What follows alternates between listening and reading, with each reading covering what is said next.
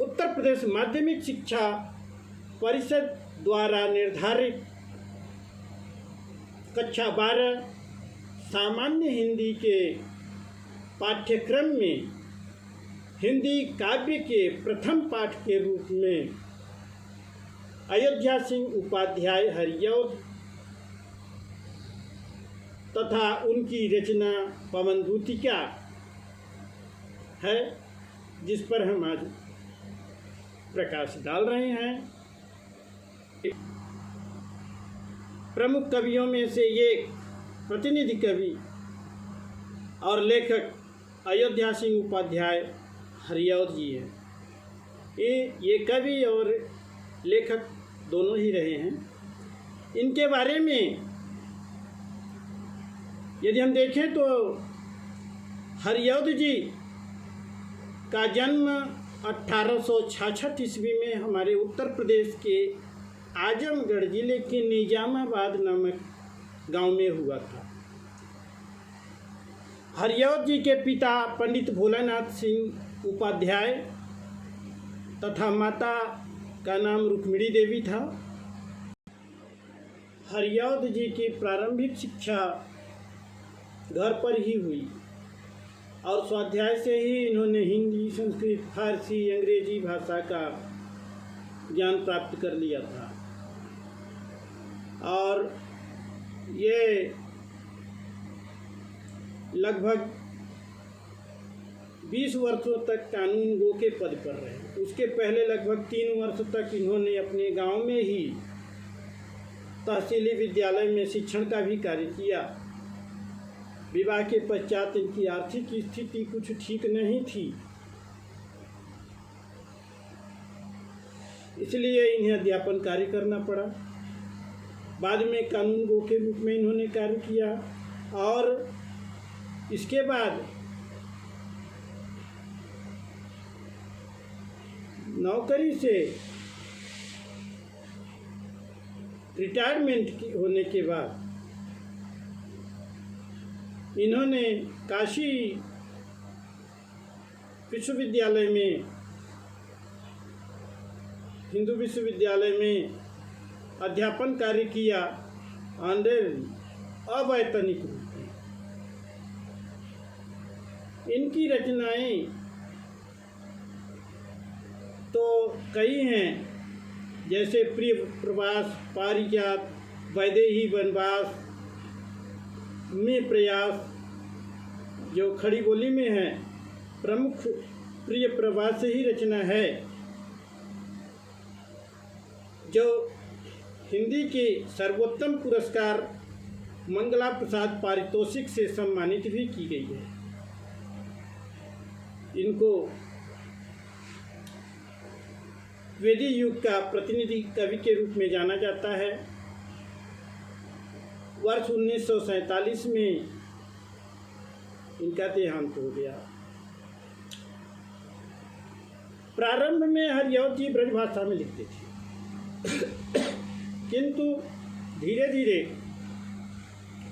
इनकी रचनाओं में खड़ी बोली का आगमन हुआ और द्विवेदी जी की प्रेरणा से इन्होंने खड़ी बोली में भी रचनाएं करना शुरू की। इनकी रचनाओं में लोक मंगल का स्वर मिलता है और इन्होंने नाटक भी लिखा, प्रद्युम्न, विजय, रुक्मिणी, परिणय और उपन्यास प्रेम कांता, ठेठ हिंदी का ठाठ उपन्यास है इनका, आज खिला फूल। हरिऔध जी की काव्यगत विशेषताएं परीक्षा में अधिक पूछी जाती हैं। काव्यगत विशेषताओं में भाव पक्ष यदि देखें तो इनकी विषय की विविधता प्रमुख रूप से प्रकट होती है। इनके काव्य में प्राचीन कथानकों में नवीन उद्भावनाओं के दर्शन होते हैं। इनकी रचनाओं में यानी इनके आराध्य भगवान मात्र न होकर जननायक एवं जनसेवक। इन्होंने कृष्ण, राधा, राम, सीता से संबंधित विषयों के साथ साथ आधुनिक समस्याओं का भी चित्रण किया है और बहुत ही मार्मिक चित्रण किया। वियोग और वात्सल्य वर्णन हरिऔध जी के काव्य में समान भाव से मिलता है। प्रिय प्रवास में इन्होंने कृष्ण के मथुरागमन तथा उसके बाद के ब्रज की दशा का बहुत ही मनोभाव वर्णन किया है। हरिऔध जी ने कृष्ण के वियोग में दुखी संपूर्ण ब्रजवासियों का तथा यशोदा जी का पुत्र वियोग में दुखी करुण चित्र भी प्रस्तुत किया है। लोक सेवा की भावना हरिऔध जी ने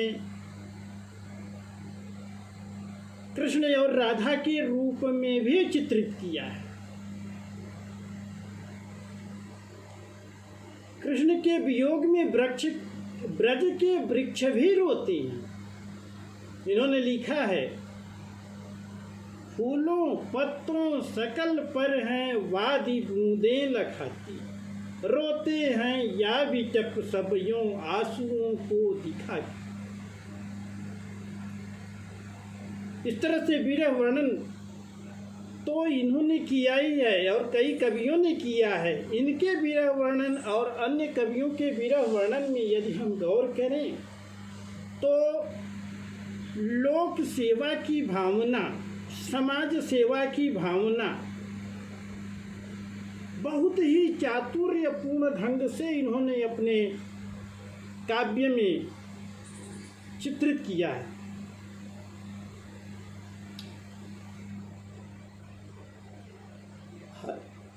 आपके कला पक्ष में भाषा, शैली, छंद एवं अलंकार की दृष्टि से देखें तो इनकी काव्य साधना महान है।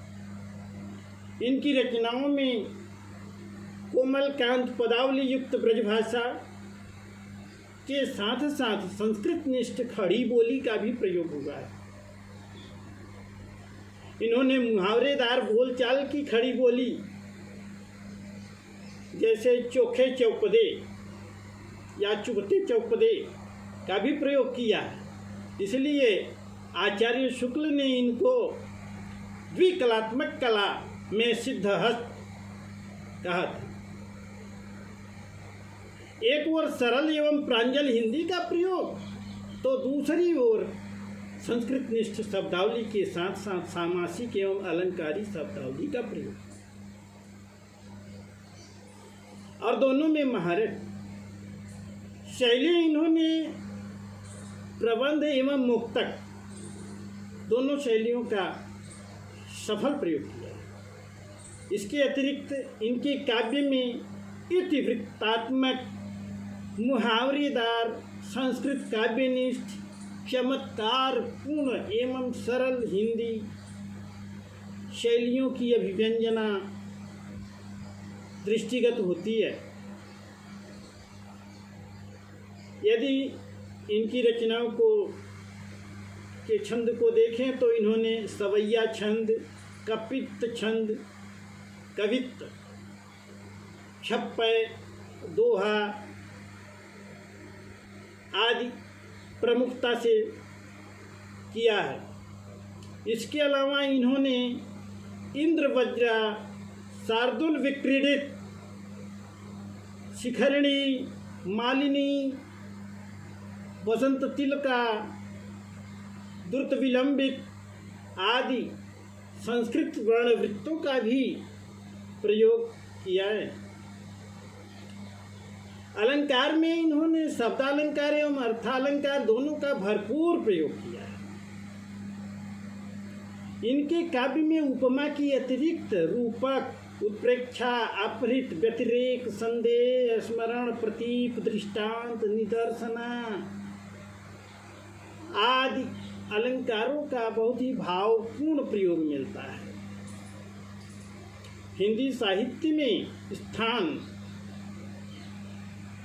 यदि कहें तो हरिऔध जी अपने जीवन काल में कवि सम्राट के रूप में ही जाने जाएंगे। इन्हें कवि सम्राट के साथ साथ साहित्य वाचस्पति की उपाधि से सम्मानित किया गया है। हरिऔध जी अनेक साहित्यिक सभाओं एवं हिंदी साहित्य सम्मेलनों में सभापति का भी पदभार ग्रहण कर चुके हैं। इनकी साहित्यिक सेवाओं का ऐतिहासिक महत्व है। निसंदेह हम कह सकते हैं कि अयोध्या सिंह उपाध्याय हरिऔध हिंदी साहित्य की एक महान विभूति है। हम राधा कृष्ण के चित्रण को यदि कहीं पढ़ते हैं, देखते हैं, सुनते हैं, राधा कृष्ण का नाम सुनते ही हमारे मन में संयोग अथवा वियोग दो तरह के भाव आते हैं। राधा और कृष्ण का मिलन, क्रीड़ा और प्रेम प्रदर्शन, यह सब संयोगावस्था के वर्णन है, जिसे सूरदास जी ने बहुत ही मनभावन ढंग से प्रस्तुत किया है। साथ ही साथ राधा का दूसरा स्वरूप है जब कृष्ण से वियोग हो जाता है, मथुरा चले जाते हैं, तो ब्रज की स्थिति क्या है और स्वयं राधा की स्थिति क्या है, वह वियोगा वर्णन है। लेकिन हरिऔध जी ने इसमें भी बहुत चातुर्य राधा की एक ऐसे चरित्र को दर्शाया है जिससे प्रायः आमजन परिचित नहीं हो। राधा वैसे भी अपने घर गांव में लाडली के रूप में जानी जाती थी और राधा जी बहुत ही सहृदय बालिका थी। लोगों के लिए उनके मन में सेवा और सहायता की भावना किस तरह कूट कूट के भरी हुई थी, यह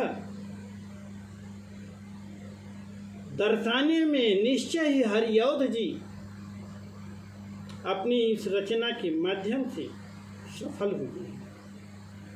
रचना का प्रारंभ देखते हैं। बैठी खिन्ना एक दिवस वे गेह में थी अकेली, आके आंसू दृग युगल धरा को भिगोते, आई धीरे इस सदन में पुष्प सदगंध कोले, प्रातः वाली सुपवन इसी काल वातायनो, संतापों को विपुल बढ़ता देख के दुखिता हो, धीरे बोली सदुख उससे श्रीमती राधिका, प्यारी प्रातः पवन इतना क्यों मुझे है सताती, क्या तू भी है कलुषित हुई काल की क्रूरता से। यहाँ राधा का एक स्वरूप देखते हैं हम। राधा दुखित होकर के बैठी हुई हैं अपने घर में अकेली और आंखों में आंसू भरे हुए हैं, आंसू टपक रहे हैं, धरती को भिगो रहे हैं और ऐसे में धीरे धीरे मंद सुगंधित पवन बहती है, उनके शरीर को स्पर्श करती है, उनकी नासा छिद्रों से हृदय में प्रवेश करती है। यही पवन जो राधा को बहुत ही मनभावन लगती थी, आज उन्हें अच्छी नहीं लगती। पुष्प के सदगंधों को भी वे दुख के रूप में लेती हैं और उनका संताप बढ़ जाता है और दुखित होकर के बोलती हैं कि ऐ प्यारी पवन, क्या तुझे और कोई जगह नहीं मिला जो मुझे सताने के लिए यहाँ आ गई? क्या क्रूर काल का मन नहीं भरा है जो तुम्हें मेरे पास मुझे कष्ट देने के लिए भेजा है। अब देखें, यहाँ राधा का एक स्वरूप है जहाँ वो वियोगावस्था की अग्नि में जल रही है, यहाँ तक कि उन्हें सद्गंध युक्त पवन का बहना भी पसंद नहीं आता है। वहीं राधा के दूसरे स्वरूप को हम देखते हैं, उसी पवन को दूतिका बना करके उसी पवन से वो कहती हैं कि है हवा तू चली जा, यदि तुझे बहनाई है चलती ही है तो मेरा संदेश लेकर के तू मथुरा चली जा, रुकना मत रास्ते में,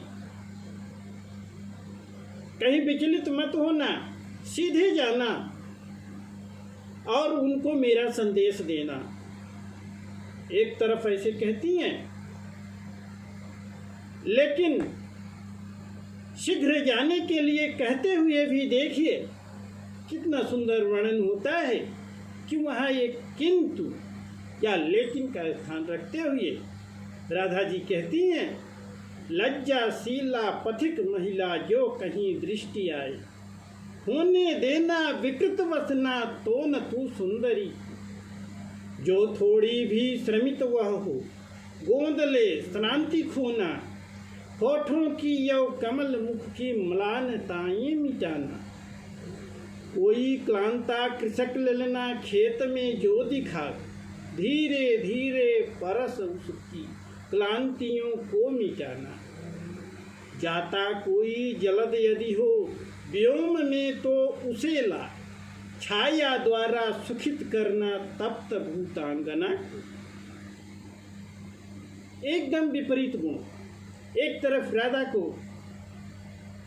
शीघ्रता से अपने बिछोह का संदेश कृष्ण तक भेजना है, दूसरी तरफ यदि शीघ्र संदेश लेकर के पवन चलेगी तो निश्चय ही उसके वेग से रास्ते में टकराने वाली वस्तुएं प्रभावित होंगी। ऐसे में उन्हें संशय होता है और वो कहती हैं कि यदि मार्ग में कोई लज्जाशीला पथिक महिला, कोई नारी, लज्जाशील नारी मिले, कहीं दिख जाए तो तू अपनी बेग को इस तरह से न बढ़ाना कि उसके वस्त्र उड़े, वह विवस्त्रित हो जाए, बल्कि सुंदरी को तुम उसके पास जाके उसके कष्टों को मिटाने का प्रयास करो। हो सकता है वह किसी किसान की बेटी हो, धूप में कार्य करने से उसके चेहरे पे क्लांति छाई हो, दुख छाई हो, पसीने की बूंदें हों, ऐसे में तू धीरे धीरे परस उसकी क्लांतियों को मिटा। अब राधा की वह शीघ्रता नहीं, संदेश भेजने की वह जल्दबाजी नहीं। हरिऔध जी यहाँ दर्शाते हैं राधा के उस सरल स्वभाव को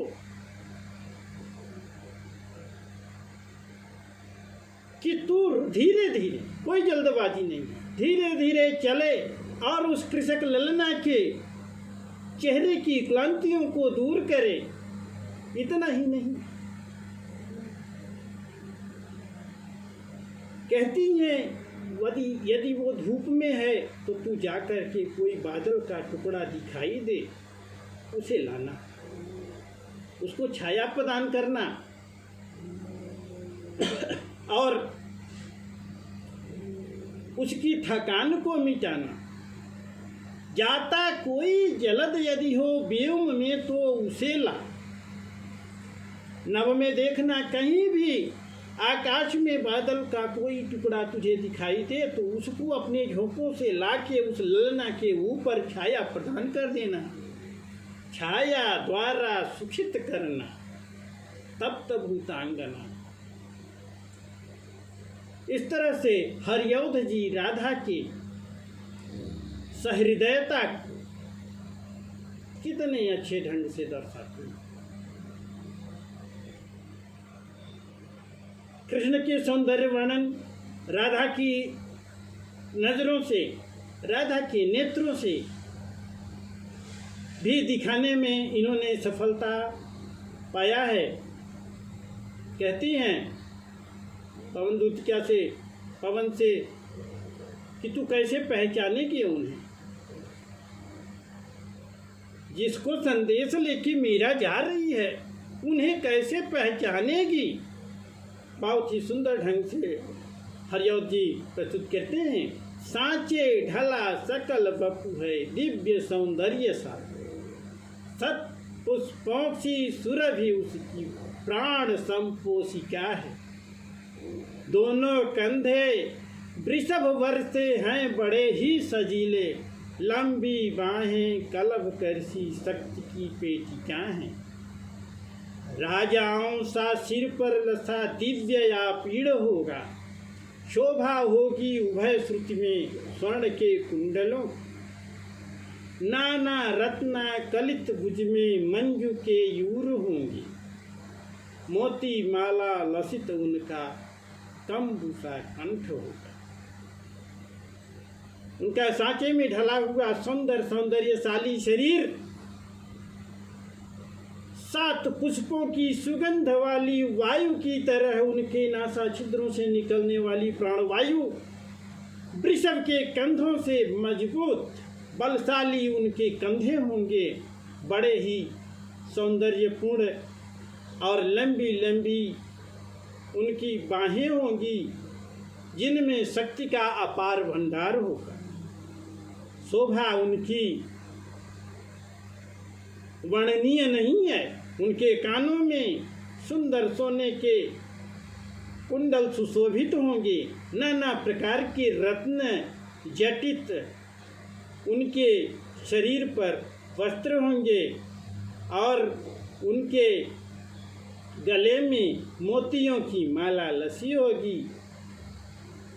इस तरह से कृष्ण के सौंदर्य का वर्णन भी हरिऔध जी बहुत अच्छे ढंग से किए हैं।